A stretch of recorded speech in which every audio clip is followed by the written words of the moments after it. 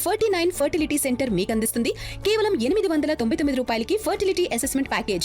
Doctor Prakash Reddy గారు ఇప్పుడు 5 రాష్ట్రాల ఎన్నికల్లో 3 రాష్ట్రాల్లో బీజేపీ గెలుపొందింది. అందులో 2 రాష్ట్రాల్లో ఆల్రెడీ మీరు ఉన్నారు. ఇప్పుడు వెస్ట్ బెంగాల్‌లో కొత్తగా గెలుపొందింది. ఇక్కడ కేరళ చూస్తే అందులో కాంగ్రెస్, యూడీఎఫ్ గెలుపొందిన పరిస్థితి. తమిళనాడులో కొత్త పార్టీ సునామీ, టీవీకే సునామీ. అయితే ఇప్పుడు తెలంగాణ రాజకీయాల్ని ఈ 5 రాష్ట్రాల రాజకీయాలతోటి చూస్తే తెలంగాణ రాజకీయాలు కదులుతున్నాయంటారా?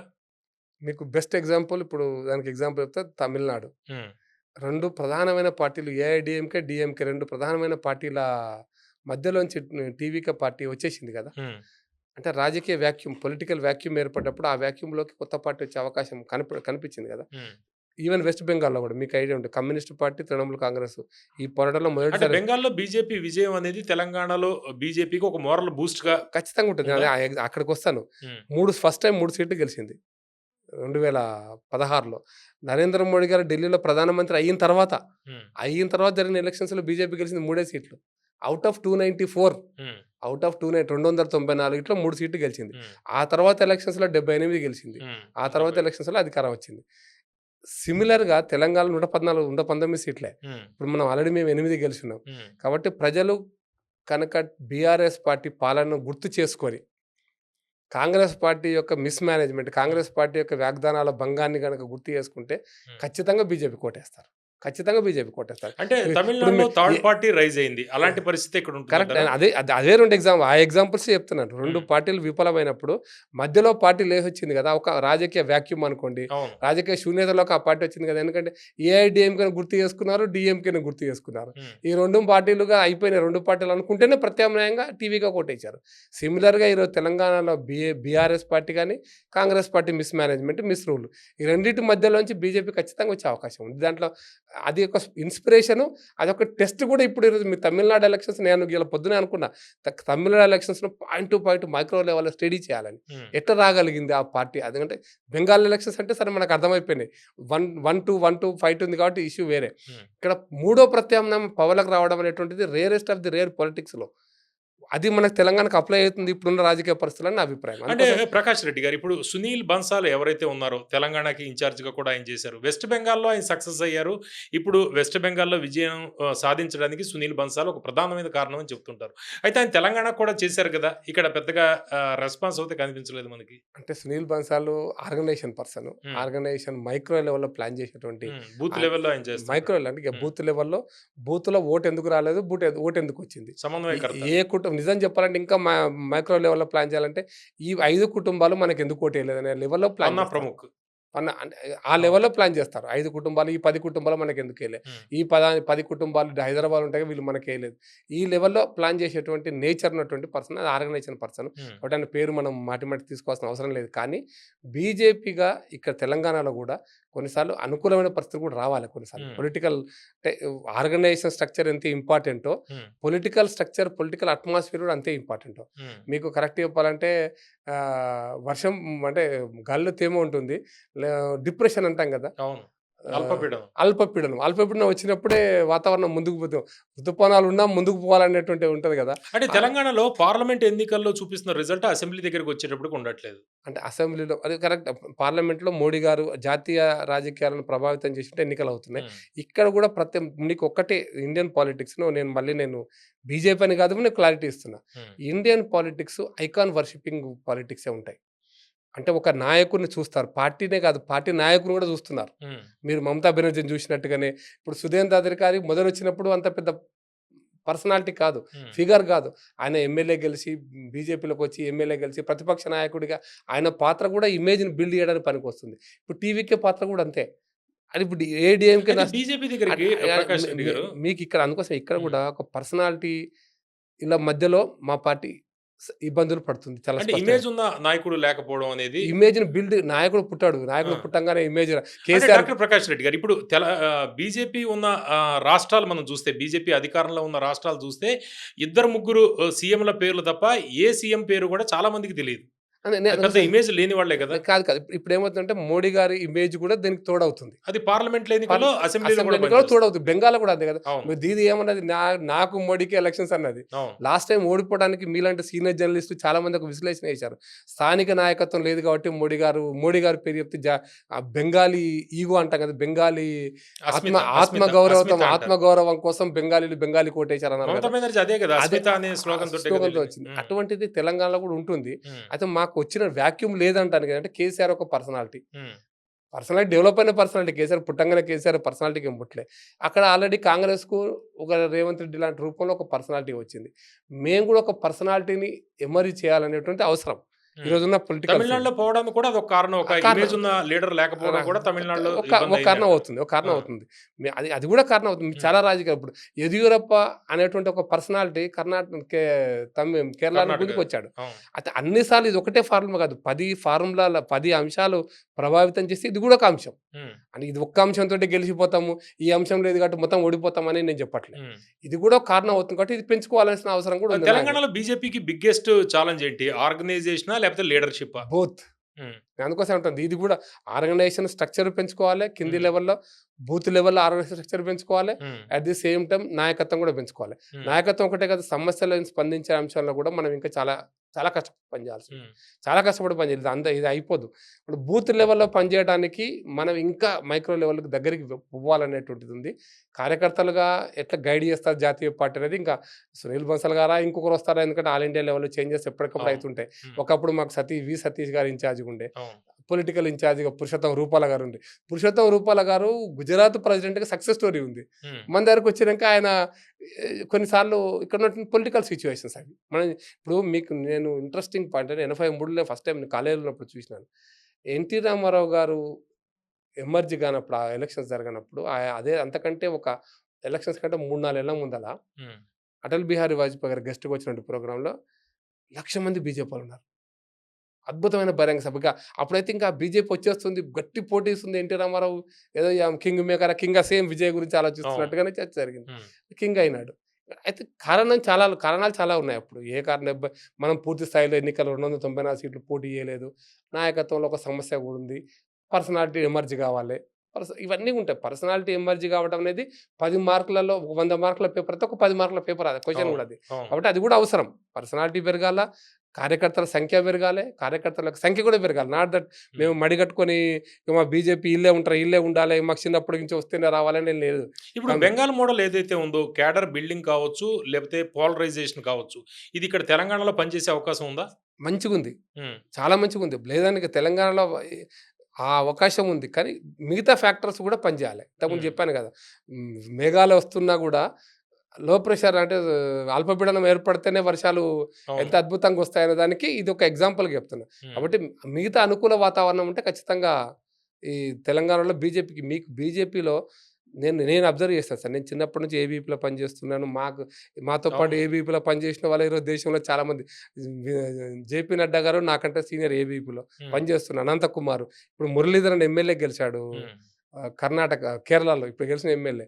మాతో పాటు ఏబీపీలో పనిచేసిన పార్టీలో పనిచేసిన వాళ్ళు, ఏబీపీలో పనిచేసిన మురళీధరన్ గారు కూడా అట్లా చాలా మంది ఉన్నారు. ఏబీపీలో పనిచేసి ఈరోజు ఢిల్లీలో జాతీయ రాజకీయాల్లో ప్రభావితం చూపిస్తున్న వాళ్ళు చాలా మంది ఉన్నారు. అయితే నేనేమంటే తెలంగాణ అప్పుడున్న ఏబీపీ నాయకత్వం మేము అనుకునే వాళ్ళం అంటే వాళ్ళందరికంటే మేము చాలా పవర్ఫుల్ నాయకులు అనుకున్నాం. తెలంగాణలో బీజేపీ ఎందుకు ఏదో కాంప్రమైజ్ అవుతుంది అని ఒక అనుమానం ఎందుకు వస్తుంది?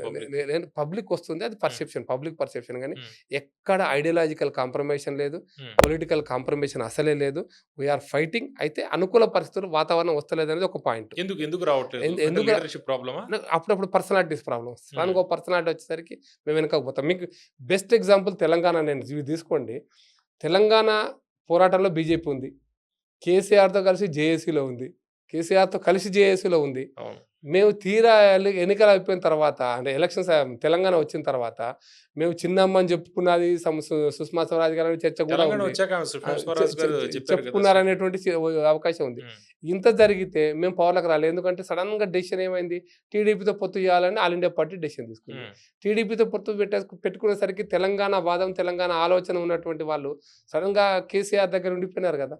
బీజేపీకి అవకాశం, కేసీఆర్ కూడా పెట్టుకున్నాడు కదా చంద్రబాబు.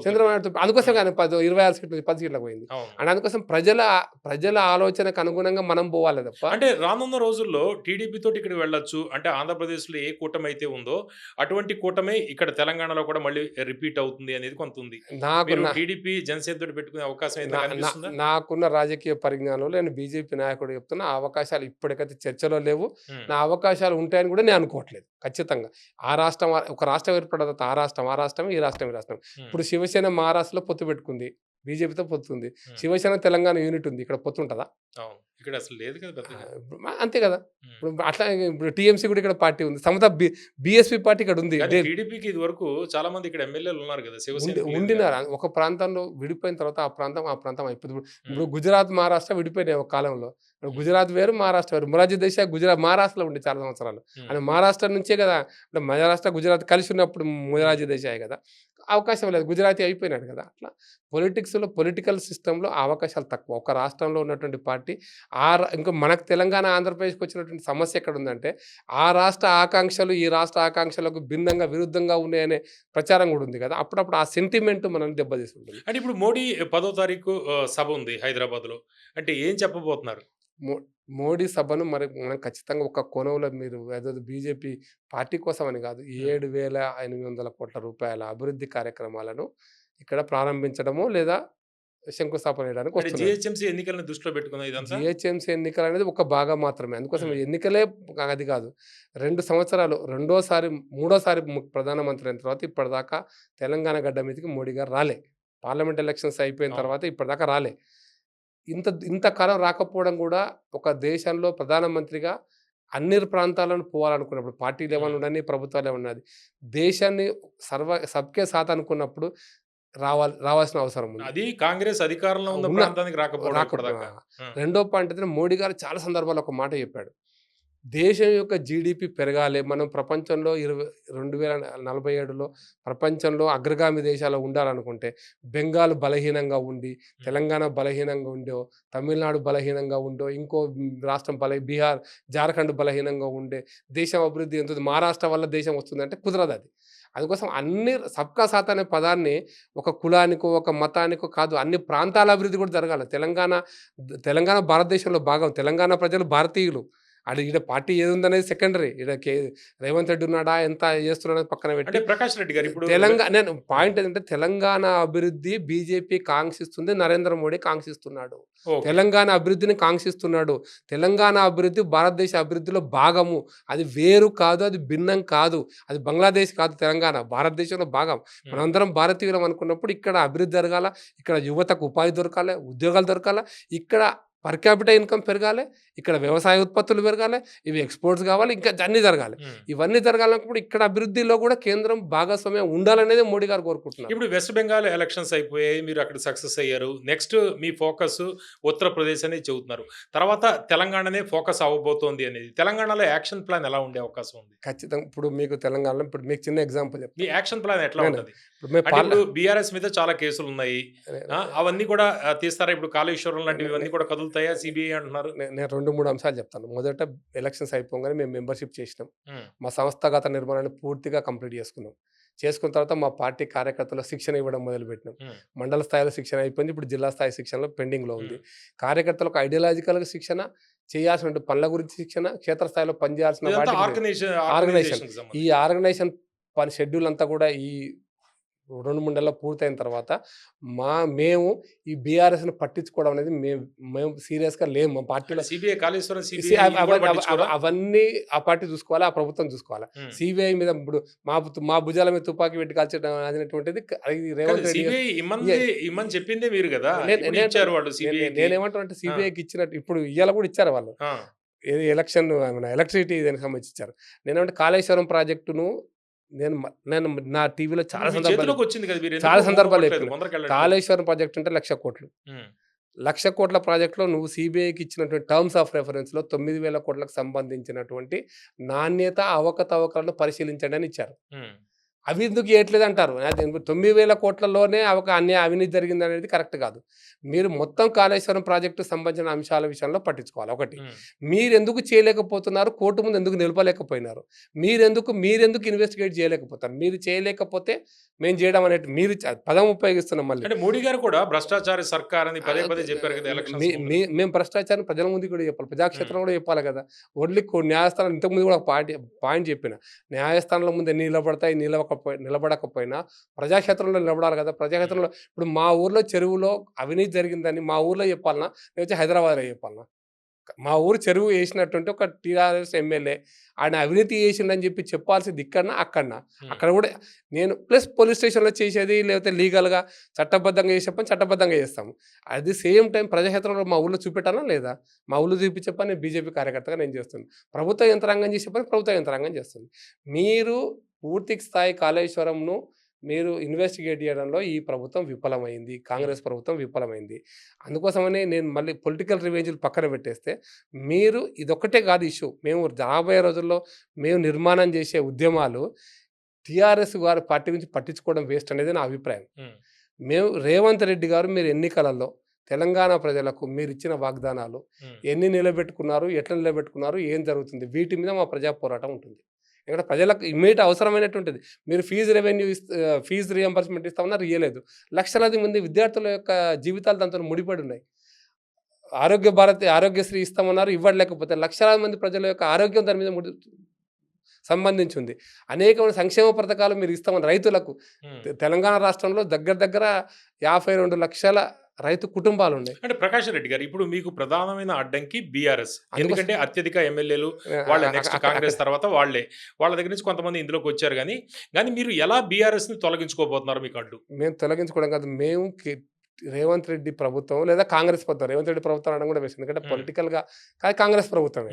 అది రాహుల్ గాంధీ గైడ్ చేసినా, రేవంత్ రెడ్డి గైడ్ చేసినా, కేసీ వేణుగోపాల్ గైడ్ చేసినా అది కాంగ్రెస్ ప్రభుత్వం. పొలిటికల్గా కాన్స్టిట్యూషన్ రేవంత్ రెడ్డిని ఎక్కువ అనర్లేండి, ఎందుకంటే బడే చోట ఏం లేదు. నేను రేవంత్ రెడ్డిని కూడా చెప్తాను, వీరి భూ కుంభకోణాలు ఖచ్చితంగా మేము ప్రజల ముందు పెడతాం. వీరి సంక్షేమ పథకాల ఫెయిల్యూర్స్ తప్పకుండా పెడతాం. వీళ్ళ అక్రమాలు హిల్ట్ ద్వారా కావచ్చు, మిగతా అనేక ప్రాజెక్టుల అనేక కార్యక్రమాల ద్వారా వీళ్ళు చేస్తున్నటువంటి అక్రమ దందాలు బయట పెడతాం. ఇంకా ముందుకు పోతాం. మేము ఆర్టీఐ కింద వేస్తాం, ఆర్టీఐకి సమాచారం రాకపోయినా ప్రజల ముందు నిలబెడతాం. రేవంత్ రెడ్డి మీద మా పోరాటమే ప్రధానం అవుతుంది. టీఆర్ఎస్ పార్టీ అనేటువంటిది అది అవుట్డేటెడ్ పార్టీగా మేము భావిస్తున్నాం. తమిళనాడు అంటే రేవంత్ రెడ్డి కూడా టార్గెట్ అవుతారు, ఎందుకంటే బడే బాయ్ చోటా బాయ్ ఉన్నాయి కదా. రేవంత్ రెడ్డి బడే బాయ్లే చోటా బాయ్లే. రేవంత్ రెడ్డి అబద్ధాలు మాట్లాడతాడు. రేవంత్ రెడ్డి, నేను మళ్ళీ కూడా చెప్తున్నా, ఈ ఎన్నికలలో కూడా రేవంత్ రెడ్డి అబద్ధాలు మాట్లాడినాడు. కేరళ బాయ్ అబద్ధాలు మాట్లాడినాడు. బడే బాయ్ అంటాడు, బయటకు వచ్చి తిడతాడు. ఇది కాదు. నేనంటే కాంగ్రెస్ ప్రభుత్వం ఉండేనియండి. దురదృష్టం ఏంటంటే తెలంగాణ ప్రజలు చేసుకున్న దురదృష్టం రేవంత్ రెడ్డి లాంటి ముఖ్యమంత్రి కావడం. కాంగ్రెస్ ప్రభుత్వం ఉండనియండి, బీఆర్ఎస్ ఉందా, మీరు బెస్ట్ ఎగ్జాంపుల్ మీకు అర్థం కావడం కోసం ఒక పాయింట్ చెప్తారు, మీ ద్వారా వ్యూవర్స్కి అర్థం కావడం కోసం. నరేంద్ర మోడీ గారు 2001 నుంచి కేంద్రంలో అధికారంలో ఉన్న కాంగ్రెస్తో పాటు ఉన్నప్పుడు గుజరాత్ ప్రధాన ముఖ్యమంత్రిగా పనిచేశాడు కదా. ఎన్నిసార్లు నరేంద్ర మోడీ గారు పోయి కంప్లైంట్ చేశారు చెప్పండి? మా గుజరాత్కి ఇది వస్తలేదు, మా గుజరాత్కి అది ఇస్తలేదు, కేంద్రం చిన్న చూపు చూస్తుంది. కేసులు పెట్టారు కదండి నరేంద్ర మోడీ గారి మీద, సుప్రీంకోర్టు దాకా స్పెషల్ ఇన్వెస్టిగేషన్. అమిత్ షా లాంటి వాళ్ళను తడిపరంటగా గుజరాత్ నుంచి వెలగొట్టారు, జైల్లో పెట్టారు. ఇంత జరిగినా కూడా నరేంద్ర మోడీ గారు ఎప్పుడు మా గుజరాత్కి ఇది ఇయ్యలేదు, మా సాబర్మతి నదికి గుజరాత్ కేంద్ర ప్రభుత్వం పైసలు లేదని చెప్పినాడు ఎప్పుడన్నా? సాబర్మతి నదిని పూర్తి చేశాడా, కేంద్రం ఇయ్యలేదని చెప్పాడా? ఇది అర్థం చేసుకోగలిగితే మీరు అప్పుడు పేపర్లు తీయండి, స్టేట్మెంట్లు తీయండి, నరేంద్ర మోడీ గారు ఉపన్యాసాలు తీయండి, ఏమన్నా తీయండి. ఎప్పుడన్నా పోయి ప్రతిసారి కేంద్రం మీద కంప్లైంట్ చేశాడా? తను చేయాల్సిన పని ప్రజలకు ఏం వాగ్దానం చేసినా అది చేశాడా? బెస్ట్ ఎగ్జాంపుల్ గుజరాత్ ముఖ్యమంత్రిగా నరేంద్ర మోడీ గారు చేసిన పనిని కనుక రేవంత్ రెడ్డి గారు చేస్తే ఆయన చాలా కాలం రాజకీయాల్లో ఉంటాడు, లేకపోతే రాజకీయ కనుమరుగవుతాడు ఇంకా 2.5 ఏళ్ళ తర్వాత. ఓకే, మీకు కాంగ్రెస్ పార్టీ మీకు మెయిన్ పోటీ రేపు అనేది చెబుతున్నారు. బీఆర్ఎస్ గురించి చెప్పట్లేదు. రేపు కేసీఆర్ జైలుకి వెళ్ళే అవకాశం ఏదో ఉందా? నేను బీఆర్ఎస్ అనేది ప్రజల మనోభావాలు, కేసీఆర్ గారు జైలుకి వెళ్ళే అవకాశం ఉందా? నేను బీఆర్ఎస్ చేసిన తప్పుడు విషయాలు ప్రజలు అంత తొందరగా మర్చిపోనివ్వం, అంతవరకైతే పక్క. వాళ్ళు చేసినట్టు తప్పుడు విధానాలు, వాళ్ళ అహంకారపూరితమైన రాజకీయాలు కావచ్చు, వాళ్ళ ఎమ్మెల్యేలు చేసిన అవినీతి కావచ్చు, వాళ్ళ తప్పుడు నిర్ణయాలు కావచ్చు, ఉద్యోగులను పెట్టిన కష్టాలు కావచ్చు, నిరుద్యోగులకు ఇచ్చినట్టు హామీ నిలబెట్టుకోవడం కోసం, ఇవన్నీ కూడా ప్రజలకు గుర్తు చేస్తూనే కాంగ్రెస్ పార్టీ మీద పోరాటం ఉంటుంది. ఇంకా బీఆర్ఎస్ మీద పోరాటం లేదు కదా మాకు, ఎందుకంటే వాళ్ళ అధికారం లేరు కాబట్టి. బట్ బీఆర్ఎస్ చేసిన తప్పుడు విధానాలను ప్రజలు మర్చిపోనివ్వం. కేరళ, కర్ణాటక, తమిళనాడు దానికి ఎగ్జాంపుల్. ఏఐడిఎంకేను మర్చిపోనివ్వకుండా డిఎంకేను తప్పుడు విధానాలతో టీవీకి ఎట్లా తెచ్చాడో ఉమ్, ఈ రెండింటి మధ్యలోంచి మేము ఖచ్చితంగా అధికారంలోకి వస్తాం. అందుకోసం కేసీఆర్ పాలనలో జరిగినటువంటి అవకతవకలను ప్రజల మనసులోంచి మర్చిపోనివ్వము. అదే సందర్భంగా రేవంత్ రెడ్డి గారు చేస్తున్నటువంటి పనుల విషయంలో మా పోరాటం కొనసాగుతుంది. అంటే ఈ అసెంబ్లీ ఎన్నికల ముందు బీజేపీ నాయకులు చాలా పదే పదే 20 మంది బీఆర్ఎస్ ఎమ్మెల్యేలు మాతో టచ్లో ఉన్నారు, 30 మంది ఎమ్మెల్యేలు టచ్లో ఉన్నారు. ఇప్పటికీ టచ్లో ఉన్నారా మీతోటి, బీజేపీ తోటి? పొలిటికల్ టచ్‌లో ఉండడం వేరు, ఆ, పర్సనల్ టచ్‌లో ఉండడం వేరు. ఆ, వాళ్ళు వస్తారా రారా అంటే రావడానికి అవకాశం కూడా ఎప్పుడు వస్తారంటే మేము ఉమ్, బలం పెరిగినప్పుడే వస్తారండి. ఉమ్, మేము ఇప్పుడు అప్పుడప్పుడు మేము కూడా పాత కార్యకర్తలు అనుకుంటాం. మేము చాలా మంది వస్తుంటారు. మేము వచ్చినాక పార్టీ పెరిగింది. అరే నేను పార్టీ బతికిస్తే కదా నువ్వు ఇప్పుడు అంటే నేను మీతోటి ఎవరైనా టచ్ లో ఉన్నారు? ఎందుకంటే మల్లారెడ్డి గారి కుమార్తె కూడా టచ్ లోకి ఉన్నారు, బీజేపీలో జాయిన్ అవ్వచ్చు, ఇవన్నీ కూడా వచ్చాయి. అలాంటి వాళ్ళతో పాటు ఇంకెవరైనా మీతో టచ్ లో ఉన్నారా? బీఆర్ఎస్ ఇవన్నీ మీడియా న్యూస్, ఇవన్నీ మీడియా వార్తలే. నాకు తెలిసి మా పార్టీ హెడ్ క్వార్టర్స్‌లో వ్యక్తిగతంగా ఎవరైనా కాంటాక్ట్ ఉంటారో యాజ్ ఏ పార్టీగా ఇప్పటివరకైతే అటువంటి మూవ్‌మెంట్ ఏం లేదు. అటువంటి మూవ్‌మెంట్ ఏం లేదు. వాళ్ళని తీసుకొని అంటే ఆపరేషన్ ఆకర్ష్ లాంటివి ఏం లేవు. ఇప్ ఆపరేషన్ ఆకర్ష్ ఇంకా చాలా పెద్దగుంది సార్. ఇప్పుడు అది అయిపోలే గదా! ఇప్పుడు నేనేమంటానంటే ఆపరేషన్ ఆకర్ష్ అంటే ఇప్పుడున్న ఎమ్మెల్యే రావడం ఒకటే గాదు గదా! ఉమ్, మాజీ ఎమ్మెల్యేలు గూడా ఉన్నారు గదా! అవును. ప్రజలలో వాళ్ళ మీద గుడ్ విల్ ఉన్నటువంటి మాజీ ఎమ్మెల్యేలు ఉన్నారు గదా! వాళ్ళ మీద నెగెటివ్ ఉన్న మాజీ ఎమ్మెల్యేలు పక్కన పెట్టండి. మాజీ ఎంపీలు గూడా ఉన్నారు టచ్ గదా! లో ఉన్నారా మీతోటి ఇంకా? చాలా మంది ఉన్నారు. ఉమ్, చాలా మంది ఉంటారు. అయితే ఎన్నికల సందర్భంగా కొన్ని మార్పులు, చేర్పులు జరుగుతాయి. బట్ మాజీ ఎమ్మెల్యేలు, మాజీ ఎంపీలు, మాజీ ఎమ్మెల్సీలు, అంతకుముందు మాజీ మంత్రులు చాలా మంది బీఆర్ఎస్ నుంచా? బీఆర్ఎస్‌లో ఉన్నారు. కాంగ్రెస్‌లో కూడా ఉన్నారు గదా! వాళ్ళంతా ఓకే. అక్కడే ఎందుకు అవుతారు? కాంగ్రెస్ పార్టీలో అవకాశం రాని వాళ్ళు, ఉమ్. మంచి పేరున్న వాళ్ళు, వీళ్ళు రాజకీయ ఎత్తుగడలలో అవకాశం ఇవ్వలేకపోయిన వాళ్ళు చాలా మంది వస్తారు గదా! అయితే టైం ఎప్పుడు బయటకు వస్తారనేది. సమయం అంతే. ఉమ్, ఇప్పుడు మీరు కాంగ్రెస్‌లో కూడా కాంగ్రెస్ పార్టీ నేను అనుకుంటున్నా నెక్స్ట్ 2.5 ఏళ్ళు ఇట్లే ఉంటదని మనం అనుకుందామా? ఉమ్, ఏ రాజగోపాల్ రెడ్డి రూపంలోనే ఇంకొక రూపంలో బయటికి ఏమైనా జరగవచ్చు కదా! మన చేతుల్లో ఉమ్, ఉందా? ఇప్పుడు వచ్చినటువంటి టీఆర్ఎస్ ఎమ్మెల్యేలు వాళ్ళ డిసెంట్ మనం పొంగులేయడం మన శ్రీనివాస్ రెడ్డి ద్వారా చూసినాం కదా మనం ఈ అవును. మధ్యలో. ఇంకా చాలా మంది అంటే కాంగ్రెస్ రాజగోపాల్ రెడ్డి గారు ఆల్రెడీ బీజేపీలో చేశారు, మునుగోడులో అది ఓడిపోయారు. బీజేపీకి రాజగోపాల్ రెడ్డి గారు మీతోటి ఏదైనా టచ్ లో ఉన్నారా? మాకు టచ్ కాదు. వారు అక్కడనే ఉంటారనే డౌట్. మాతో ఆ. టచ్‌లో ఏం లేరు గానీ ఇంకెక్కడ ఉంటారు? బీఆర్ఎస్ పోతారా? కాంగ్రెస్ లేకపోతే ఇంకో మీ పార్టీ దగ్గరికి? పెడతారేమో ఆ, తెలవదు. ఇప్పుడు మన ఎన్ఎం శ్రీనివాస్ రెడ్డి గారు ఆల్రెడీ డిసెంట్ చాలా సందర్భాల్లో చెప్పాడు. మీ దగ్గర కూడా ఆయన బీజేపీ లీడర్ ఉండిపోయాడు. జడ్చర్ల ఎమ్మెల్యే డిసెంట్ చెప్పినాడు. అట్లా ఉమ్, చాలా మంది ఉన్నారు డిసెంట్ చెప్పిన వాళ్ళు. అంటే కాంగ్రెస్ ప్రభుత్వం మీద, రేవంత్ రెడ్డి ప్రభుత్వం మీద వ్యతిరేకత ఉన్నటువంటి ఎమ్మెల్యేలు ఉన్నారు. వాళ్ళు ఏం చేస్తారనేది ఇప్పుడు మన చేతుల్లో ఏం లేదు. వాళ్ళు డిసిషన్ తీసుకొని రావాల్సిందే. అంటే ఏదో వాళ్ళు ఆపరేషన్ చేయబోతోంది బీజేపీ అనేది నే అర్థం అవుతుంది. నేను చెప్పాను సార్. మేముగా ఆపరేషన్ కాదు. ఉమ్, అక్కడ చేత కాకపోతే ఎక్కడో ఒక రాజకీయ వేదికలు అవును. వెతుకుంటారు కదా!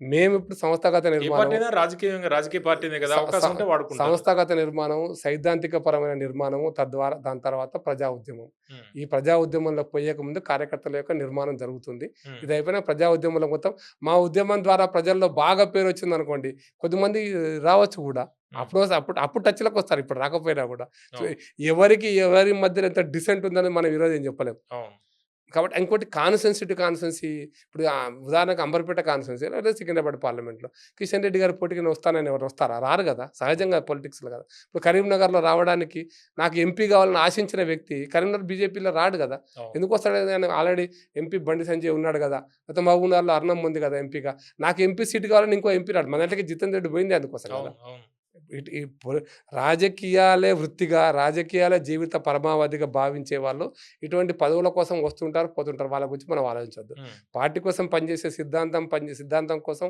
పార్టీ కోసం నిరంతరం పనిచేసే కార్యకర్తలు ఉన్నారు. వీళ్ళ ద్వారా ప్రజా పోరాటాలు చేస్తాం. అయితే కొంతమంది రాజకీయ ఎత్తుగడలో భాగంగా కొంతమంది రావాలి. వాళ్ళు వస్తారు. తెలంగాణలో పక్కాగా చెప్తున్నా టీఆర్ఎస్ యొక్క వాళ్ళు చేసిన తప్పుడు అంశాలను మర్చిపోనివ్వము. కాంగ్రెస్ పార్టీ ఉన్నటువంటి ప్రజా వ్యతిరేక కార్యక్రమాలకు పోరాటం మొదలవుతుంది. ఈ పోరాటం తర్వాత ఖచ్చితంగా బీజేపీ అధికారంలోకి వస్తుంది తెలంగాణలో. ఇది పక్కా. ఓకే. వెస్ట్ బెంగాల్ అనేది బీజేపీకి చిరకాల స్వప్నం. అది నెరవేరింది. అయితే నెక్స్ట్ డ్రీమ్ తెలంగాణ అంటున్నారు బీజేపీ సీనియర్ నాయకులు ప్రకాష్ రెడ్డి గారు. తెలంగాణలో బీజేపీ అధికారంలోకి వచ్చే అవకాశం ఎంతవరకు ఉంది? వాళ్ళకున్న సమస్యలేంటి? చూస్తున్న మీరు కూడా మీ అభిప్రాయాన్ని కామెంట్ రూపంలో తెలియజేయండి.